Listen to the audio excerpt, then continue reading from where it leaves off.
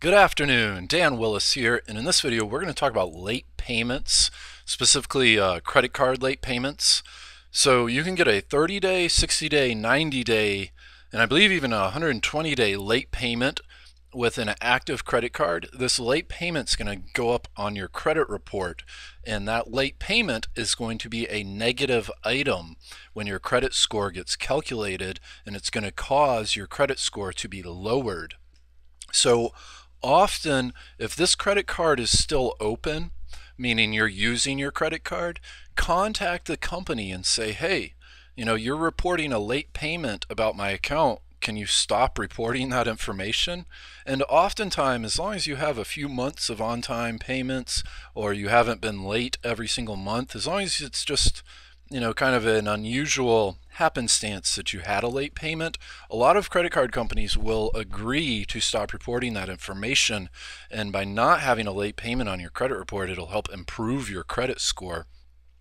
If for some reason you have a rather than helpful credit card company that you're working with, then I would suggest that you make some big monthly payments, have established a couple more months of on-time payments, and then contact them again and ask them to stop reporting that information. I would be shocked if you had a credit card company that was so bullheaded to treat their paying customers so poorly to not remove that information.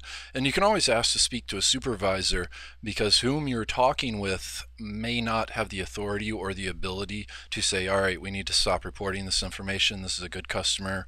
They're not happy with us. We want to serve our customers and make sure that they are happy with us so they continue to provide us with jobs. Whatever the case, though, if you have a late payment and the credit card's not, you don't have the credit card anymore, then you're going to have to go through a credit report dispute.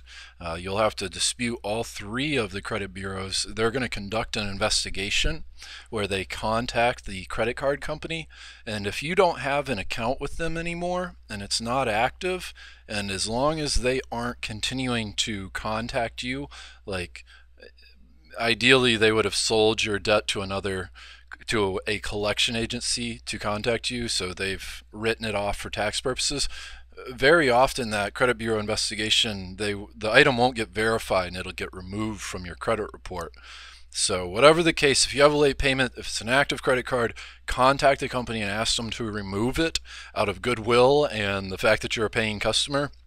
If they say no, do a couple more months of on-time payments, maybe do a sizable payment, and then contact them again, ask to speak to a supervisor. If it's an old credit card, then go ahead and you're going to have to dispute your credit bureaus and get the credit bureaus to investigate the item, and very often it won't be verified and it'll be removed. But you don't just have to live with late payments on your credit report. That's a negative item that's going to be lowering your credit score.